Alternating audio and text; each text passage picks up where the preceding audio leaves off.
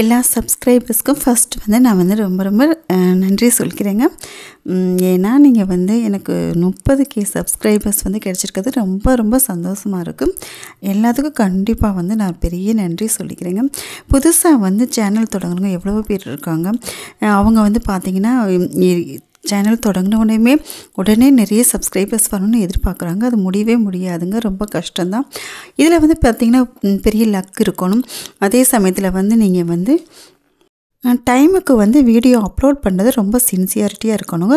இன்னொன்று வந்து ரெக்கமெண்டேஷனில் வந்து நம்ம போய் இன்னொரு சேனல் மூலமாக வந்து நம்ம நிறைய சப்ஸ்கிரைபர்ஸ் கிடைக்கும். அப்புறம் பணம் கட்டியும் நிறைய வந்து வாங்கிடலான்னு நிறைய வந்து பார்த்திங்கன்னா அட்வர்டைஸ்மெண்ட் அதுன்னு வரும். அது எதையுமே நம்பாதீங்க. அது எல்லாமே போய் நீங்களாக தான் வர முடியுங்க. உங்களுடைய டேலண்ட் என்ன அப்படின்னு சொல்லி யூடியூப் வந்து நிச்சயமாக பார்க்கும்.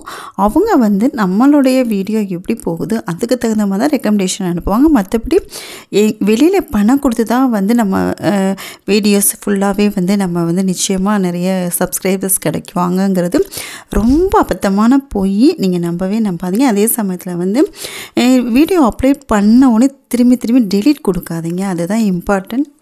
டெலீட் கொடுக்கும்போது நம்ம அடுத்து வந்து வீடியோ போடும்போது நிச்சயமாக வியூஸ் வந்து போகவே போகாது. அதை நானே பார்த்துருக்கேன். நான் அந்த தப்புன்னு நான் பண்ணிட்டு தான் இருக்கேன். அதை வந்து யாரும் பண்ணாதீங்க. யூடியூபோட கண்டிஷன்ஸை வந்து நம்ம வந்து பார்த்துட்டு பண்ணும்போது நிச்சயமாக நம்ம வின் பண்ணிடலாங்க. அதனால் நீங்கள் பார்த்து வந்து காப்பிரைட் இல்லாத அதை பார்த்து முக்கியமாக நீங்கள் வந்து அப்லோட் பண்ணுங்கள். அப்போ தான் உங்களுக்கும் நல்லது. அதே சமயத்தில் வந்து டைமுக்கு வந்து நீங்கள் வீடியோ அப்லோட் பண்ணுங்கள். அப்போ சீக்கிரமாக வந்து உங்களுக்கு நிறைய சப்ஸ்கிரைபர்ஸ் கிடச்சிடுவாங்க. எனக்கு வந்து நான் கொஞ்சம் ரொம்ப அசால்ட்டாக இருந்தேன். இப்போ இந்த 1 இயராக மட்டும்தான் நான் கொஞ்சம் சின்சியராக இருக்கிறேன்னு நினைக்கிறேன். இதுவே வந்து பத்தாது தான். ஆனால் நீங்கள் வந்து இதில் வந்து நீங்கள் நிறைய வந்து வேணும் சம்பாதிக்கணும்னு நினச்சிங்கன்னா ரொம்பவே சின்சியராக இருக்கணும், பொறுமையாக இருக்கணும். இது இந்த காப்பிரைட் இல்லாமல் நீங்கள் வந்து அந்த மியூசிக் இதெல்லாம் எடுத்து போடுங்க. அதுதான் இம்பார்ட்டன்ட். இல்லைன்னா நம்ம டக்குன்னு வீடியோ ரிமூவ் பண்ணிகிட்டே இருக்கணும். ரொம்ப ரிமூவ் பண்ணாலும் அவங்க உடனே வந்து நமக்கு டக்குன்னு மெயில் அனுப்பிகிட்டே இருப்பாங்க. ஸோ இதெல்லாம் இல்லாமல் நீங்கள் பார்த்துக்கிட்டீங்கன்னாமே போதும். அதேமாதிரி டயத்துக்கு வந்து நீங்கள் வீடியோ வந்து இந்த டைம் தான் அப்படின்னா அந்த டயத்துக்கு நீங்கள் போட்டு பாருங்கள். நிச்சயமாக நீங்களும் சக்ஸஸ் ஆகிடுவோம். Hello friends, welcome to Jeev Kitchen உலகம். இன்றைக்கி வந்து ஒரு சூப்பரான கேடை தாங்க பார்க்க போகிறோம். இந்த கேடைக்கு பார்த்திங்கன்னா இயற்கையாக கிடைக்கிற செம்பருத்தி இலையும் செம்பருத்தி பூ வச்சு தாங்க இந்த கேடையை வந்து நம்ம ப்ரிப்பேர் பண்ணியிருக்கோம். இது வந்து பார்த்திங்கன்னா உங்களுக்கே தெரியும், செம்பருத்தி இலை அண்ட் பூ வந்து 2 சமமான நமக்கு வந்து ஹேர் க்ரோத்துக்கு வேணுங்கிற எல்லா ஊட்டச்சத்தும் அதில் இருக்குது. அதே சமயத்தில் நீங்கள் அடிக்கடி வந்து இதை பேக்காகவும் நீங்கள் யூஸ் பண்ணிட்டு வந்தீங்கன்னா உங்களுடைய ஹேருக்கு எந்த சின்னதாக கூட டேமேஜ் வரவே வராது. அந்தளவுக்கு வந்து ரொம்பவே வந்து ஹைன்னு சொல்லுவேன். அதாவது ஹேர் க்ரோத்துக்கு அத்தனை சத்துக்களும் அதில் வந்து கண்டிப்பாக இருக்குங்க. இந்த செம்பருத்தி இலை வந்து உங்களுக்கு வந்து செடிகளில் கிடைக்கல அப்படிங்கும்போது நீங்கள் பவுடராக எடுத்துக்கோங்க. ஆனால் நல்ல பவுடராக வந்து கேட்டு வாங்க. நிறைய இடங்களில் வந்து செம்பருத்தி இலையும் பூவும் வந்து அவ்வளோ சீக்கிரம் கிடைக்காது. அந்த மாதிரி இருக்கிறவங்க வந்து கடையிலே வந்து உங்களுக்கு காய வச்சும் வச்சுருக்காங்க. அதே சமயத்தில் பவுடராகவும் வச்சுருப்பாங்க. ஆனால் எக்ஸ்பிரி டேட் வந்து நிச்சயமாக பார்த்துட்டு தான் நீங்கள் வாங்கணும். இப்போ வாங்க எப்படி செய்யலாம் வீடியோ பார்த்துட்டு வந்துடலாம். இதுக்கு வந்து நல்ல ஒரு பாத்திரம் எடுத்துக்கோங்க. அதில் வந்து 1 டம்ளர் வந்து தண்ணி ஊற்றி வச்சுக்கலாம். இதில் வந்து பார்த்திங்கன்னா ஒரு 7 வந்து செம்பருத்தி பூ வந்து நீங்கள் எடுத்துக்கோங்க. செம்பருத்தி பூ வந்து அதுக்குள்ளே அந்த நடுவில் இருக்க காம்பை மட்டும் பிச்சிடுங்க. இந்த பூவை வந்து நல்லா வாஷ் பண்ணிவிட்டு நீங்கள் யூஸ் பண்ணுங்கள். கண்ணுக்கு தெரியாத பூச்சிகள் நிறையவே இருக்கும். ஸோ நல்லா வாஷ் பண்ணிக்கோங்க. இப்போ வந்து அதை போட்டுக்கிட்டோம். அது கூடவே வந்து செம்பருத்தி இலை வந்து எடுத்துக்கோங்க. ஒரு 10 இலை எடுத்துக்கோங்க. அதோட சின்ன காம்பு இருக்கும். அதையும் வந்து கட் பண்ணிவிட்டு வாஷ் பண்ணி அதையும் நம்ம போட்டுக்கலாம். சும்மாவே நீங்கள் அப்படி போட்டால் போதும். இது வந்து நல்லா வந்து 1/2 டம்ளர் ஆகிற வரைக்கும் நல்லா வந்து ஹீட்டை வந்து ஹையாக வச்சுக்கோங்க. அப்போ வந்து ஸ்பீடாக வந்து கொதிக்க ஆரம்பிச்சிடும். இப்போ பார்த்திங்கன்னா ஒரு பர்பிள் கலரில் வந்து அந்த தண்ணி வந்து நமக்கு கிடைக்கும். அதாவது கிட்டத்தட்ட பார்த்திங்கன்னா இண்டிகோ பவுடரோட கலர் வந்துடும். இப்போ பாருங்கள், நல்லா 5 நிமிஷம் நல்லா பாருங்கள் கொதித்து வந்த பின்னாடி அந்த செம்பருத்தி இலை அதாவது அந்த பூவோட கலரே மாறி போயிடுச்சு. அதே சமயத்தில் அந்த லீஃபோட இதுவும் நமக்கு சேர்றனால இப்போ இதை வந்து நல்லா கிளறி பார்த்தாச்சு. பாருங்கள், நல்ல கலர் கிடச்சிருச்சு. இதை வந்து நம்ம வடிகட்டி எடுத்து வச்சுக்குவோம். இதை வச்சு தான் நம்ம இந்த ஹேர் டையை வந்து நம்ம ப்ரிப்பேர் பண்ணணுங்க. இப்போ இது ரெடி ஆகிடுச்சு. இதை வந்து அப்படியே வந்து வேறு ஒரு பவுலுக்கு நம்ம வந்து ட்ரான்ஸ்ஃபர் பண்ணிடுவோம். இந்த லிக்விடவே பார்த்திங்கன்னா கேரளாலெலாம் இதை வந்து ஹேருக்கு வந்து நல்ல கொஞ்சம் விதும்பாக இருக்கும்போது ஸ்கேல்ப்லாம் நல்லாவே வந்து ஜென்ட்லியாக வந்து ஒரு மசாஜ் பண்ணிப்பாங்க. அப்போ வந்து ஹேர் வந்து ரொம்ப ஸ்ட்ராங்காக இருக்குமா, ரூட் வந்து நல்லாவே ஸ்ட்ராங்காக இருக்குமா, அதே சமயத்தில் மெல்லிஸாக இருக்க ஹேர் நல்லா திக்னஸ்ஸாக வந்து வளரும் அப்படின்ட்டு அவங்க நிறைய பேர் பார்த்திங்கன்னா கேரளாவில் யூஸ் பண்ணிகிட்ருக்காங்க. நீங்களே ட்ரை பண்ணி பாருங்கள். இதோட லிக்விட் வேஸ்ட் ஆச்சேன்னு நீங்கள் நினைக்க வேணாம். நீங்கள் தலை குளிக்கிறதுக்கு முன்னாடி இந்த மாதிரி பண்ணி பாருங்கள். அதாவது நல்லா இது பண்ணிவிட்டு அப்புறம் கொஞ்சம் வந்து 1/2 hour மட்டும் விட்டுட்டு நீங்கள் வந்து ஹேர் வாஷ் பண்ணிக்கலாம்.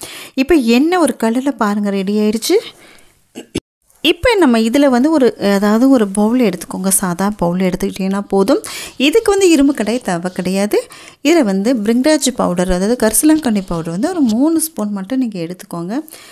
அதாவது உங்களுடைய ஹேரை பொறுத்து தான் இருக்குது. இதில் நான் 2 ஸ்பூன் தான் எடுத்துகிட்ருக்கேன். நீங்கள் வந்து உங்களுடைய ஹேர் வந்து லாங்னா அதுக்கு ஈக்குவலாக நீங்கள் எடுத்துக்கோங்க.